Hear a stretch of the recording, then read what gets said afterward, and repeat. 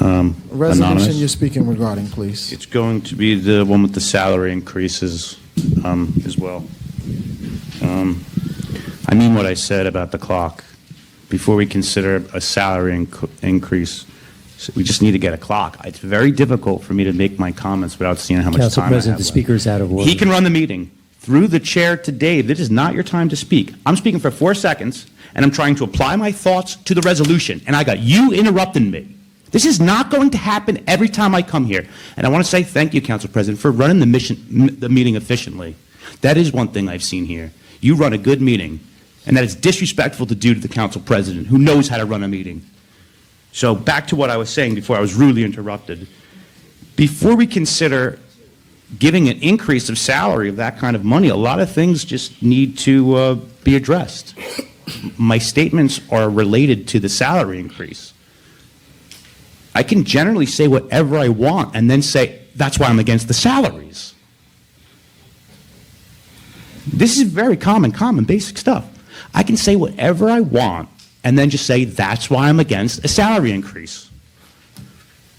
I don't like the carpet. I'm against salary increase. I mean, just give the 3 minutes of public speaking time, please. It's an insane amount of money to be making. It really is, without at least a proper representation of the work that's being done. It's a lot of money. Welcome to Social Justice Waterpipe.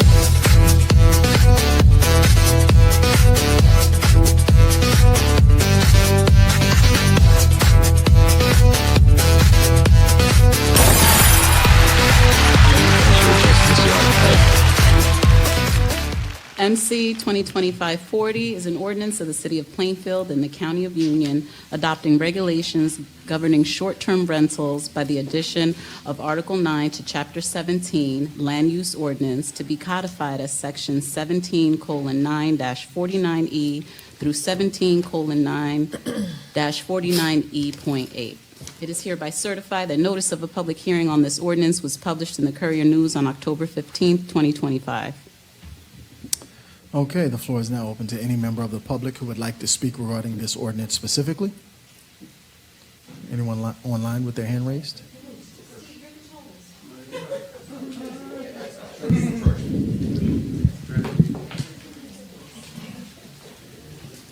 Hello. Hello. This is my first time here. I don't know what the protocol is.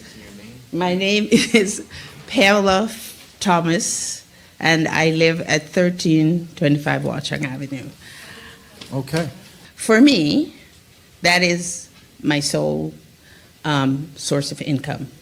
I am retired, and that's how I earn a living to pay for the home that I live in, and et cetera, et cetera. I feel that the ordinance states that you can only rent for a minimum of 14 days. I find that that is not feasible, because most of the renters that we get, or guests, they come in for graduations for their children, they come in for funerals, they come in for hospital visits. 14 days is not a realistic time for them. They come for 4 days, 3 days at the minimum, most of them. I think the ordinance is very limiting, and the fact that it was brought to a planning board, it went to the planning board without even being on the agenda. It was just presented. There was no public notice that this was on the planning board agenda, so none of these residents had a chance to give any input. As an Airbnb host, I feel this will hamstring my ability to continue. And I'm also a single income homeowner. It's a modest home, but without this income, I will not be able to keep up good repair of the home, and I probably will be forced out of Plainfield altogether. This will hamstring us. It really will, and it will make it so that it's not practical anymore to keep running these short-term rentals. So I would really ask you to just vote no on this. What is the purpose? What have you come up with that you've put this forth? Why? What's the problem with, is it a airbed? Is that the problem? Or short-term, how did you come up with those numbers? I personally would like an explanation as to understand it. And the people here that you've heard benefit from a source of getting people to come stay at their properties. So I really don't understand the angle. And aside from rubber stamping things, I'd like an explanation. A lot of people in town rely on us as a place for their families to come in and visit with them during holidays, events. There's nothing else in town. I also own an Airbnb, and with the rising costs of taxes, inflation, with food and PSE&G and all, I mean, this has been an extra income for me because the workforce, they don't increase your pay just because we're struggling with all these other bills. So, it's something that's been helping me with all the inflation and taking care of my family, putting food on the table. I was at the planning board meeting, and for whatever reason, it wasn't on the agenda. Could have just been an oversight. Right. Anonymous. That's how that works. You don't have to share your information with government. Fourth Amendment right to not show papers. First Amendment right to not allow them to force your speech. So you can remain anonymous. I don't know how you guys cannot be moved by what you just heard from all the residents, because I sure am. And I hope you guys can be an enhancement of their voice and properly represent them in the same manner, because you're talking about their livelihood, you're talking about their pockets, you're talking about their income, while we all have different discussions about what we're doing with income, what we're doing with salaries. And I don't even know how much time I have left because I don't have a clock. And I'll send all of you the links to a clock on Amazon, $10. Through the chair to Mr. Mayor, $10 for a clock. Yeah, it just burns me up. You hear these people, all of these good people come up here and tell you how this, and hopefully we don't even have to hear an answer as to why, because you should all vote no. Then we don't have to worry about what the reason even was, because this really affects people's livelihood. It really hurts them right in the pocket. And the big issue is like, we gotta stop leaving things off agendas. It's a big problem here in Plainfield. That's why when I came here on the 29th, said on the website, general public comments. And then I got this at the door. Focused on the I'm resolution. relating the points about it not being on the agenda at the planning board. I'm trying to All right. give you supporting evidence All right, keep going. as to why it's an issue, because it's not being done properly. We're having non-compliance issues, Mr. Council President. And again, I'm going to repeat it. I don't know how you guys can't be moved by the speakers, but I didn't plan to speak on this. This doesn't affect me, but it affects them. Everybody who just spoke, it affects them. So I encourage everybody to vote no, because it doesn't even make sense. And if you do vote yeah, you're going to have to give them an explanation as to why, because it makes no sense. Every single point that all these residents made, I don't see how you cannot agree with them. So I encourage everybody to make the right decision and consider the fact that it wasn't on the agenda for the planning board, because we have to be in compliance. We have to be efficient.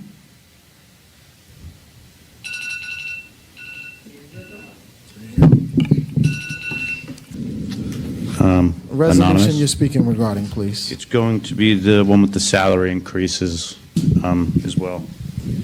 I mean what I said about the clock. Before we consider a salary increase, we just need to get a clock. It's very difficult for me to make my comments without seeing how much Council time President, I have the left. speaker is out of order. He can run the meeting. Through the chair to Dave, this is not your time to speak. I'm speaking for 4 seconds, and I'm trying to apply my thoughts to the resolution, and I got you interrupting me. This is not going to happen every time I come here. And I want to say thank you, Council President, for running the meeting efficiently. That is one thing I've seen here. You run a good meeting, and that is disrespectful to do to the Council President, who knows how to run a meeting. So back to what I was saying before I was rudely interrupted. Before we consider giving an increase of salary of that kind of money, a lot of things just need to be addressed. My statements are related to the salary increase. I can generally say whatever I want and then say, that's why I'm against the salaries. This is very common basic stuff.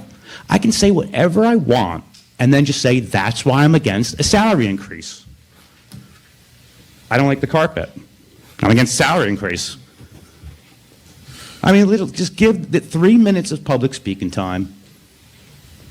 Please. It's an insane amount of money to be making. It really is, without at least a proper representation of the work that's being done. It's a lot of money. So I want to echo what the one speaker said, is it would be interesting to vote. I'm glad that ordinance was tabled. Through the chair, I can't read. Councilwoman, I have such bad eyes. No. Yes.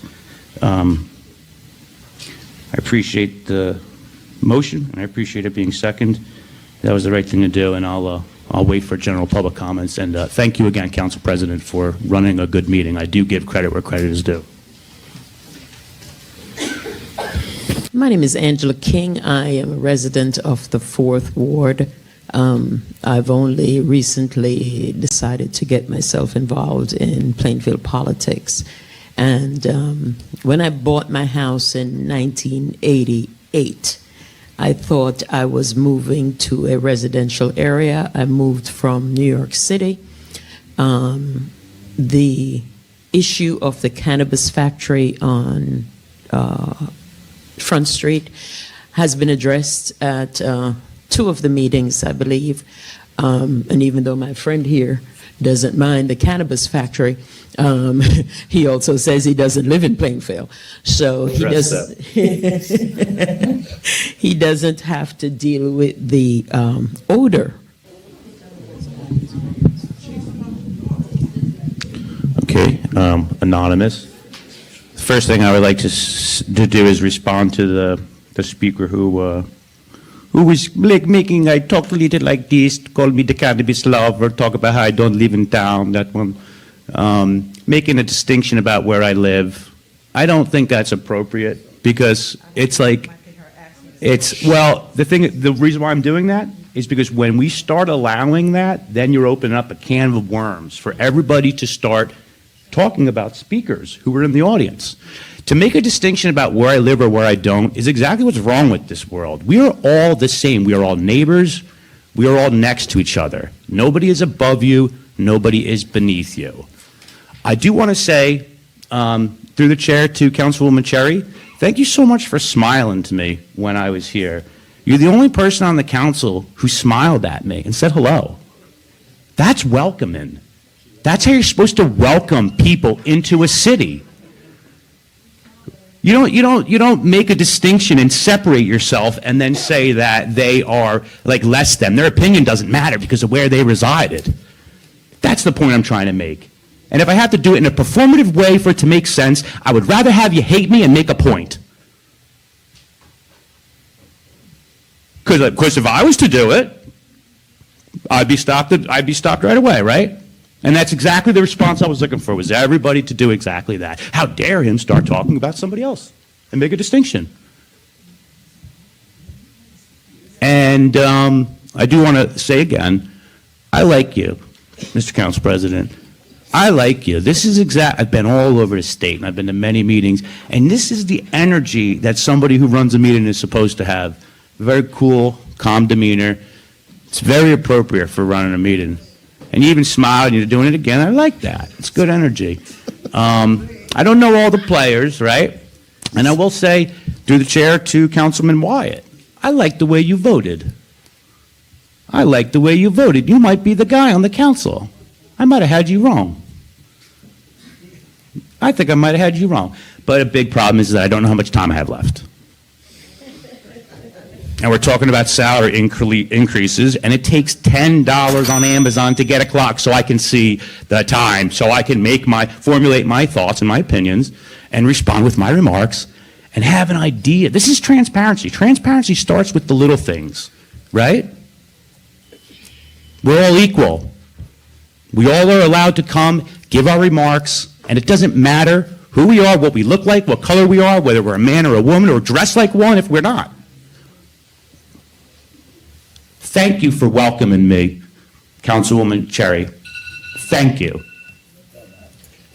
Council President, if I may, our rules regarding general public comment states that no speaker shall engage in any personally offensive, derogatory, abusive remarks. I think mocking somebody's accent falls within that category. And I ask Council President in the future that he be admonished to not insult someone's accent in his comments. Thank you. That's racist. I agree. I don't know her name. So you just say her name in your I'm voice. glad I made my point. That was the whole point of it. Let that serve as a warning. Because he hates me. He banned the flag and said We have 3 people with their hand raised. All right, online. please allow access. Public comment in person is now closed. That's the point of freedom of speech. But you can't yell fire in the theater. That's because Caller ending in 942, can you unmute yourself?